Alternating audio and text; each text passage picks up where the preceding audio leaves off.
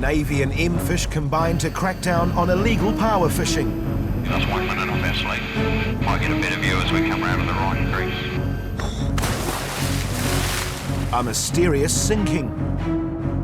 And petrol heads out on the harbour. Stop that boat! 400 kilometres east of the South Island, the Navy warship Canterbury is steaming towards the Chatham Islands. Very good. On board, M-Fish officers are working with the Navy on a 4-day operation, the second half codenamed Bubbles. There are 2 phases to this mission. The first part is to really conduct boardings at sea, routine maintenance, really, checking commercial fishing vessels. And then there's a second phase that we're going to undertake out towards the Chatham Islands and look at some of the commercial fishers that are operating offshore there. The Canterbury is barely a day out of port when they make their first intercept. Skunk 01, regain, bearing 147, 8 miles. Give them a heading, they want them to steer, so it makes our boarding easier. This arrest is a Korean trawler fishing for hoki. M-Fish's job is to check that the trawler's paperwork and net sizes are in order.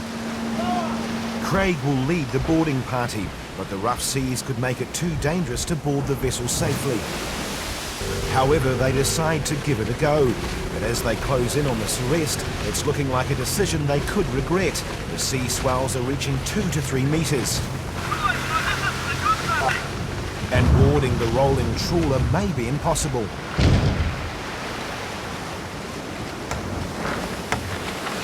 But after a few missteps, Craig finally gets a foothold on the ladder.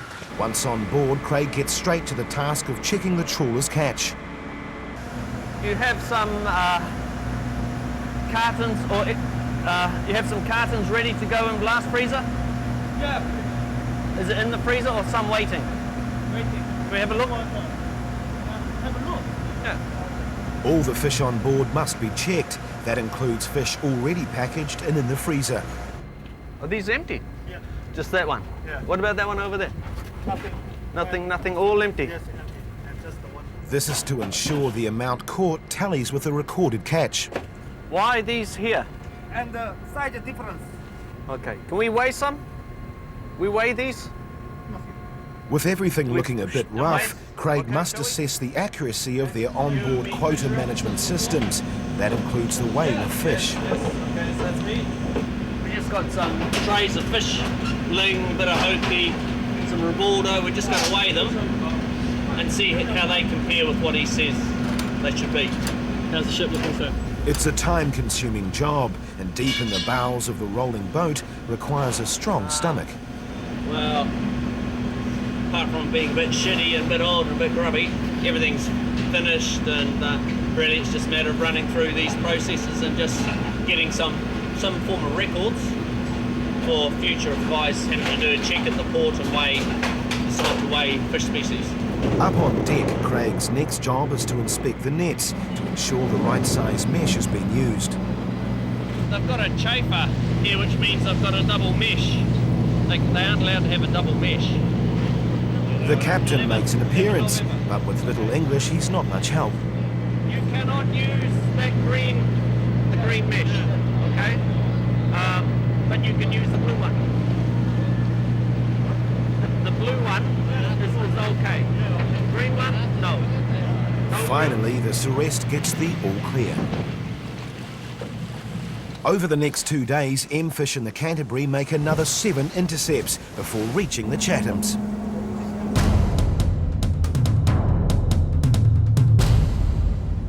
It's first light and Navy and M-Fish officers are finalising details of the day's mission. Working from information supplied by sources on the island, M-Fish believe there is a group of fishermen using illegal methods to harvest paua, and they're hoping to catch them in the act. A Navy helicopter will be sent out first to locate the suspects. The header will proceed up and straight into the bay, hover, mark positions, take photos, with the key priority again being to gain the evidence and collect any intelligence on these guys. Once the suspect vessel has been sighted, its coordinates will be relayed to the Canterbury and a Navy rib launched to intercept. It'll proceed in and it'll be vectored into the spot by the helicopter. If the guys have ditched scuba gear, they'll come in, mark the spot, and they can be directed with a GPS position. Fisheries officers, if they need to, can also talk to the suspects. The Sea Sprite helicopter is the first to depart. Its target area, a 5-minute flight to the west of the island. The Navy Sea Sprite helicopter has been dispatched to locate the suspect boat and radio its position back to the Canterbury. Set up for a 90-degree decelerating. Turn in. They swoop in on the island at sea level to avoid being seen by the locals. Now 12 miles. Coming up 6 minutes. We've got 4 minutes. Stretch and 3 minutes of back. But look, that should leave us 1 minute off our sleep. Might get a better view as we come round to the right crease. Meanwhile, the Navy rib has already been launched. Round the back here, I'll show you the... Back on the Sea Sprite, it doesn't take the crew long to find the suspect's boat. Got about 3 minutes to divert your attention on that. Bingo! The suspects have been caught red-handed. But before they can escape, they have to retrieve 2 of their divers still in the sea. With the helicopter hovering over the target, the crew relay the boat's position to the approaching rib. Unfortunately for the suspects, they still have a scuba diver down nearby and must wait for him to surface. One diver ditches his scuba gear and pretends to snorkel. The other surfaces and just as quickly dives after he spots the helicopter.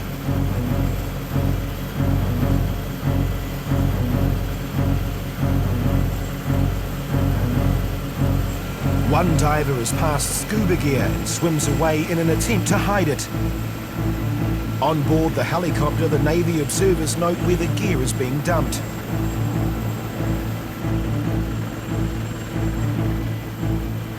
Trapped and with nowhere to go, the suspect boat tries a runner, but escape is futile. On board the suspect's boat, M-Fish find over 250 kilograms of paua. Having taken them illegally using scuba gear, it appears most of the gear has been dumped. The offenders can only watch in stunned silence. Meanwhile, the Navy divers head for where the suspects dumped their oxygen tanks to retrieve it as evidence. Half an hour later, and the Navy divers return with the dumped gear. Here come the boys now. Yep. They've just been diving for the dive bottle and buoyancy comp that the divers were using on the day. As soon as they saw the chopper, they dumped them. And we've had a few divers, Navy divers, down to see how they get on, see if they can pick it up. Sounds as if they've got the goods. Yep, just put these bottles in. This is the 3rd bottle we've got of these divers today, so that's a pretty good catch, really. I think it's just the tip of the iceberg. But for M-Fish, it's not over yet, as Peter and Craig have a few loose ends to tidy up on shore. It's a big day here today. Multitudes are down here, obviously to see the Canterbury. And this could be as exciting as it gets here. The plan now is we'll head over to Owinga, to where the owner of the vessel and the diver lives, and we'll have a wee gentle talk with them and ultimately identify the gear they've been using today and uplift the vessel. After statements are taken from the suspects, their boat and equipment is seized. The seized boat will be stored at the Chatham Islands M-Fish compound. Peter and Craig secure the evidence before returning to the Canterbury. Back on board, it's a resounding thumbs up for Operation Bubbles. Caught them with their pants down, I think. Didn't know we were coming, arrived on top, saw everything we needed to see. I think they're quite surprised to see a warship and a helicopter in the Chatham Islands.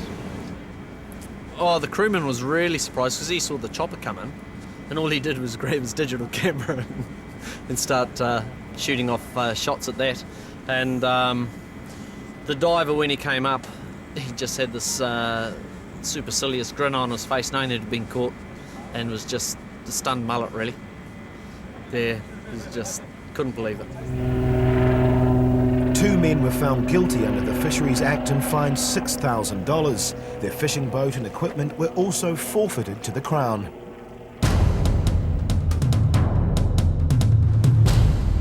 The police boat Deodar is on its way to Rangitoto Island. The night before, a boat mysteriously caught fire and sank. No, we don't have any suspects at this stage. All we know is that the boat was left safely moored at 9 o'clock on Saturday, and then it was seen on fire at 11:30, 2.5 hours later. So apart from that, we don't have much to go on. Once at the island, the Deodar takes up position by the salvage barge. A salvage diver has been called in to inspect the boat. How it sank is a mystery the Maritime Police hope to solve. It may have been deliberate. Either the seacock wasn't open, which caused the engine to overheat, which started the fire, or someone's doused it in petrol and lit it like that and then cleared off to the island. Either way, until the boat is raised, there's no way of knowing. What's more, an important piece of evidence is missing: the petrol tank. There's no fuel tank lying around? I had a pretty good swim around the boat because I was surprised that there wasn't a tank laying in there as well. So yeah, it's a bit of a hard one, that one. It doesn't take them long to bring the boat to the surface. You reckon they can repair that? Oh, I've just said to him, don't scratch the bloody end, you fella. Actually, wouldn't be surprised we'll put it up to tender and somebody will want it. Note that. With the boat raised, Adrian looks for signs of arson and clues as to whether the seacock was left open. We just want to see if that was open or closed. Sort of just that area there, that's the cock. To me it appears open. But there's still the question of the missing petrol tank. I mean, I would expect a boat this size, sort of, you know, a metre by 600 by 300 something. Unable to resolve the mystery now, the boat will be further examined by a police investigation team. Okay.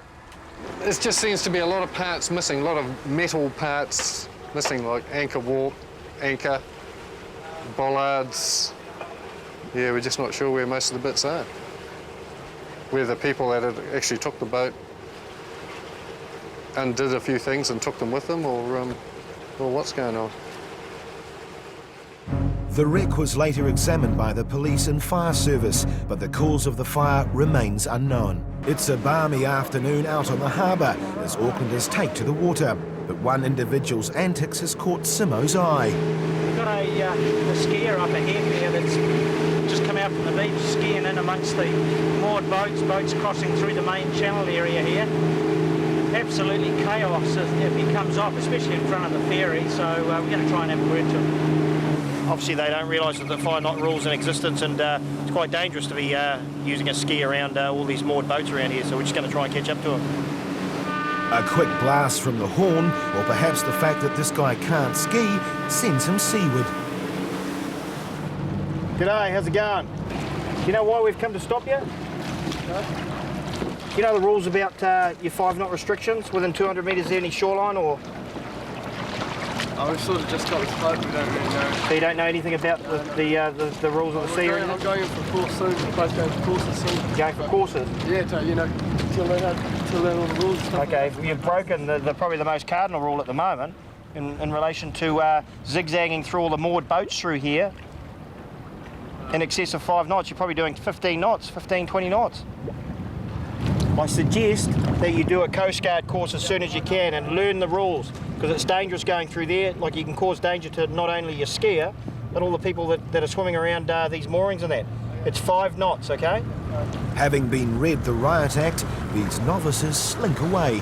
They didn't know the first thing about any safety at sea or anything, so I think they understand and they're complying now. Gary's barely back up on the bridge before another crazy boatie speeds past. We've got a couple of guys just skirting through. Little tinny, quite dangerous. You just want to make sure they've got a couple of life jackets. They don't have to be wearing them, which is a bit crazy. Did you hear me as you went past? Where are your life jackets? You've got a parent coming out? You wear your life jackets here. What if you fall out now? You want us to go back and get them? Well, yeah, you need life jackets to come out in the boat. Like, your parents might be coming out, but if you guys fall out in the water, then they're not going to be any help, eh?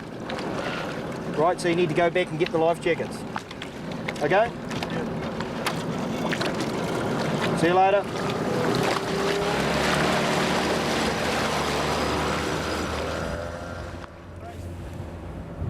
With Gary's advice still ringing in their ears, these two youngsters head for shore. Crazy? Just crazy, absolutely crazy. Just coming out here, you can see them in the tinny, they're just flying. If they come out of the boat, you know, we're the ones that are going to be fishing them out of the water at some stage. So, yeah, no, you beat your head against a brick wall sometimes, but they've obviously got to get it through sometime. Crazy stuff.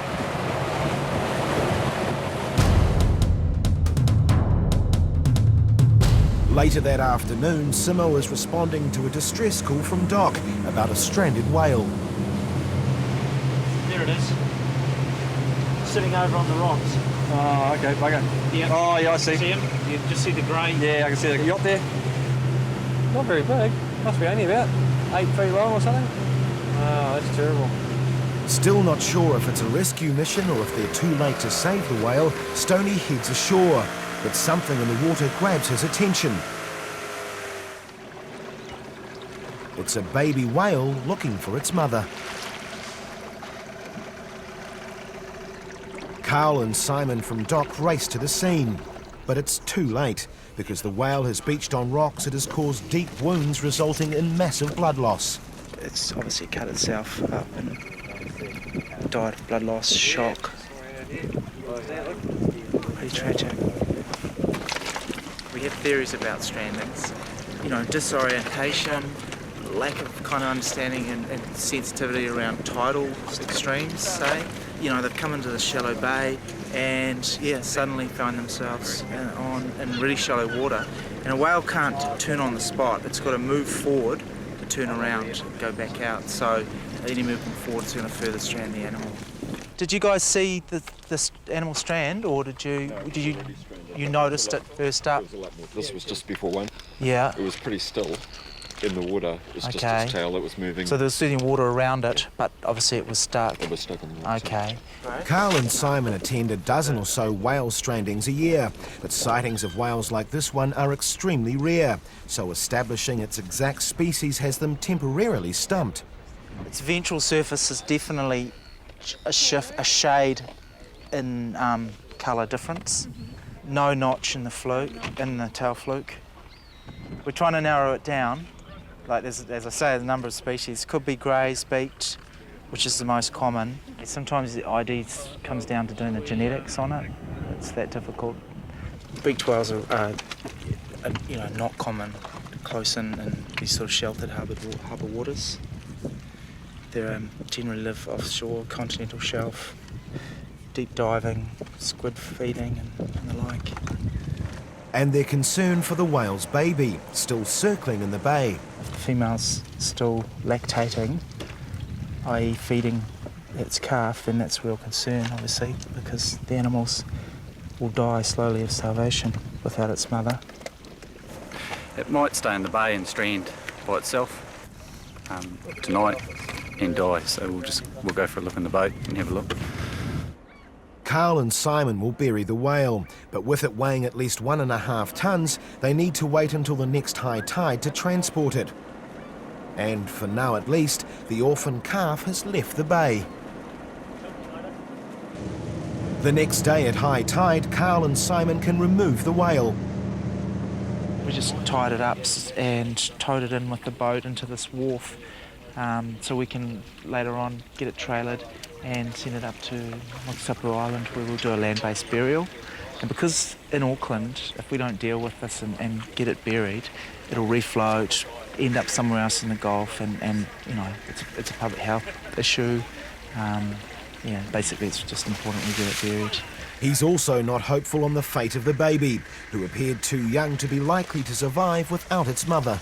We searched last night after we'd finished doing what we were doing, and looked for probably about an hour. Saw it a few more times, surfacing, still milling around in the bay. But yeah, unfortunately, the calf's probably is doomed, really. Because so little is known about this deep-sea dweller, Carl will perform an autopsy before burial, and part of the whale's skeleton will go to Te Papa for further research.